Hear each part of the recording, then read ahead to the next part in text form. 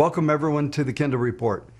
What do you say after a day like today with the Fed and the President both having major conferences? The Fed did exactly what we expected they would do, which was basically nothing, keep everything as it was. And the only weird comment, as Powell said, that they were not having any immediate plans of tapering, like that was a surprise, but that supposedly was a trigger in the market. But then we get to the president and his speech tonight, and it was very interesting. So far in the first 100 days of the administration, they have put out proposals to spend nearly $6 trillion. The only number they know anymore is $1 trillion. So what we're looking at here is something absolutely crazy. The total receipts for taxes aren't even half that. They could take almost every dime from every 1%er and it wouldn't even make a dent in what they've already done. I talked about this a bit on the live stream yesterday, is that what we're seeing here is the only way this can happen is through MMT, or modern monetary theory, where they just create fiat currency. In the old days of MMT, they actually had to print the currency. Now they open a spreadsheet, add zeros, hit save, and they've created the currency. For the most part, we do have a digital currency right now, and they're expanding the money supply like never before. The Fed's made it clear that not only are they going to keep the rates low, but they're going to continue to do the asset purchases. I discussed this in last night's video. There were no expectations for the Fed to change anything on the asset purchases.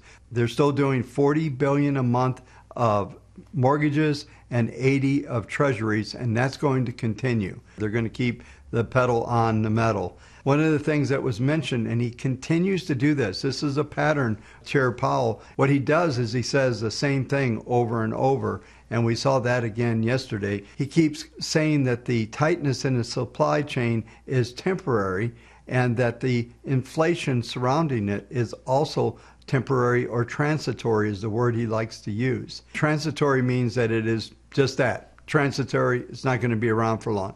I don't think this is going to be the case. I think a lot of these strains on the supply chain aren't going to go away. We're not even have the economies of the world fully open yet. So there's a lot more to come, and it's not temporary, and it's going to take years to stabilize when you disrupt the system, not just in the US, but in the world like we've done. So this is going to continue to be the case. But as we look at the markets overnight, no problem. No problem on higher taxes, that the president's basically doubling taxes, capital gains on a lot of folks, all types of new taxes and expenditures, and the markets are absolutely loving it. We're up about 22 handles on the futures last time I looked, so everybody's happy, everything's wonderful.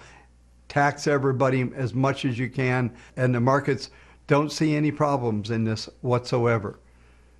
Meanwhile, as we come into the end of the week, we still have plenty to deal with. We've got the GDP coming out. My guess is that that number is going to come out much better than expected, and that's why they're talking so cocky like they are. It's expected to come in up 6.5%. Maybe it's going to come in at 7 or 8, some number that's absolutely ridiculous. It's continuing to be the issue as we go through this market, especially as we look back. The year-over-year look-backs right now is right when the pandemic was beginning and when everything was being shut down. So all these year-over-year earnings, they're playing them up in the headlines. That Apple came out up, I think, 56% over last year. Of course they were. Everybody's beating. Even Apple, after this big earnings report, was, I believe the last that I looked, Apple was up about 1.75%. So no real big deal. It's possible that that's enough to get the markets moving much higher. But as we come into Thursday, we have those claims numbers coming out, expected 540,000. We also have the continuing claims that came in at 3.6 million. I think the number to watch is 3.2. If it comes in below that, then that's going to be bullish. I talked to you about all throughout the week that I thought this month was going to finish on a strong note, and it looks like that's the case. At least coming into Thursday morning, it looks like we're going to be printing above that 4,200 number. I'll discuss this stuff in the technicals here in a few minutes. Also, I'll go through the database. It continues to get some moderate traction. Not only are we seeing strength in the markets, but our database, everything is in line with this. So it looks like all lights are go, and we're going to continue to move higher here. So let's go ahead and take a look at the charts and see how Thursday is setting up.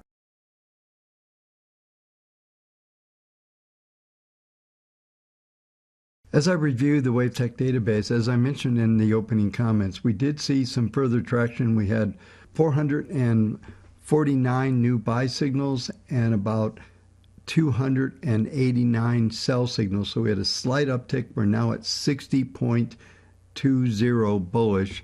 As I've discussed over the past several sessions, that once we get above 62, we should see an acceleration in the traction of the number of stocks participating in this rally and move this up to around 78 to 82%. And when we get to that point, we'll start to finally get to a slightly overbought scenario. But that's going to be at least another 20 sessions before we will get to that level. So continue to see the database get more traction and the intermediate database stay stable as we go forward.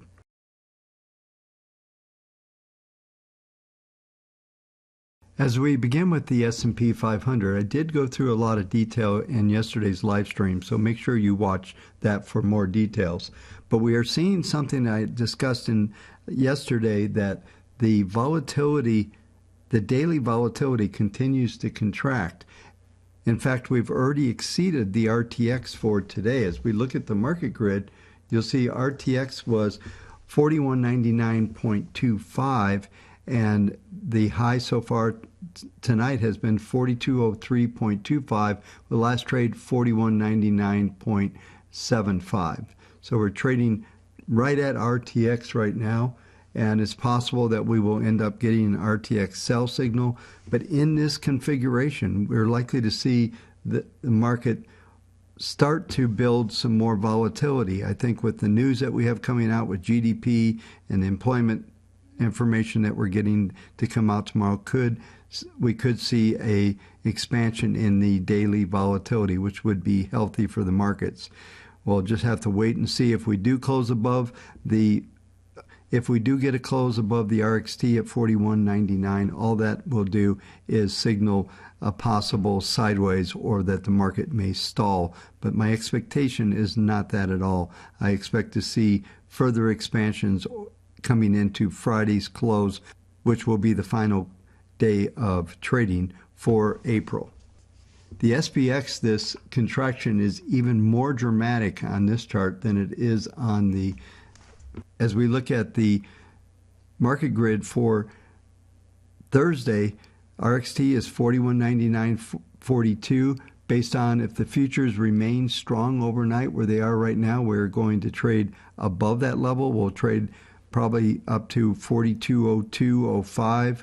There is some numbers on the weekly chart I'll bring up that I think will be into play, and I talked about these earlier in the week. But as far as the daily goes, we could, just as I mentioned in the futures, get a RXT sell signal, which would just mean a potential for a stalling or sideways. But here's the numbers that we need to watch here on the weekly. When you penetrate a number like today, you can see R1 is 41.99.63, so we did get above R1 on Wednesday. The next target is R2, 42.21, and I mentioned this early on Monday that I thought we would see an S1 R2 number this week, and that we would penetrate this 4,200 level, which we are doing right now, and it's likely that we're going to trade somewhere between 42.14 and 42.21 as we come into Friday.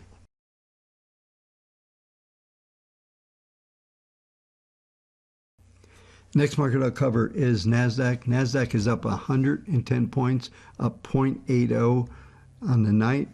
We're seeing the market continue to move into the range. We're on a weekly chart right now, so we're above the R1 number, 14.022. The next number is 14.130. I talked about this being reached in last night or night before video, that we would see a move up into the R2. Same thing with the S&P S1, R2 was the expected range. So far, we came just shy of the S1 number, 13,865, S1, 13,831. The high so far this week, 14,050, like as I just mentioned, just slightly above R1. Look for at least an R2. We could see as high as R3 at 14,237 if we get some short covering and window dressing coming into the end of the month. As I review the daily NASDAQ, it's similar to what's going on in the S&P futures. The RXT number 14,034, the high 14,031. So we've already traded to the RXT numbers. And so this suggests that we're probably peaking out here. We could go through these numbers just like I mentioned in the S&P. So we'll have to watch this close. The overnight low has been 13,952. That's well above the S1 number. So with the overnight action that we're seeing right now, the possibilities of getting down to S1 are very minimal. In fact, I would look for the R2 or R1 to be the support now that we're trading above those levels.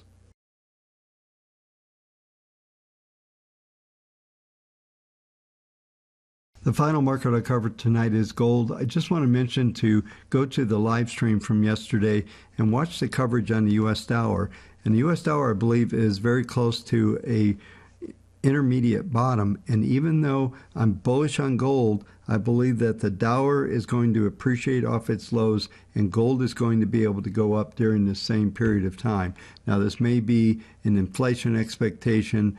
There may be something else going on there. I have not put the exact scenario together on what's going on between these two markets. It does appear that they're likely to go up together, at least in the short term. As we look at the overnight action, we're still positive on the session. We're up 430. I've talked a lot about this 10-day moving average. We traded below it. In fact, we traded down to the STX number, down to 1760.90. The low was 1761.80. We bounced off of that level, and we saw a follow through. And just like with the S&P and the NASDAQ futures, we've already traded to the RXT number. RXT 1789.90. The exact high of the night is 1789.90. So all I would want to see out of today is that we close above that 1779.30. So we're about $1 under that right now. Thank you everyone for coming to the live stream yesterday. I'm still working on the TradingView channel. That should be up to speed. I was working on some things today, so stay tuned and we'll talk to you tomorrow night.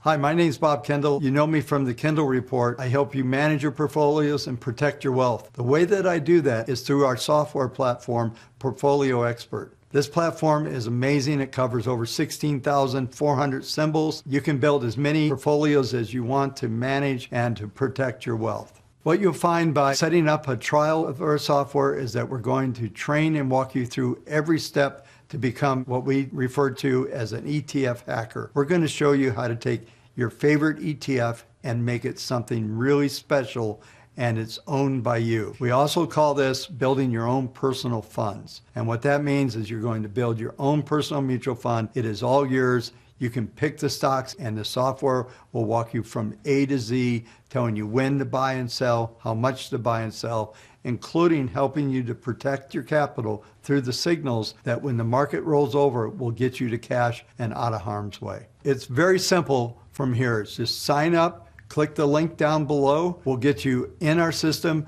As soon as you get in there, we will notify you of a live webinar to walk you through every step so you understand exactly how to use this product and how to manage your portfolios and protect your wealth. Sign up now. Just click the link below.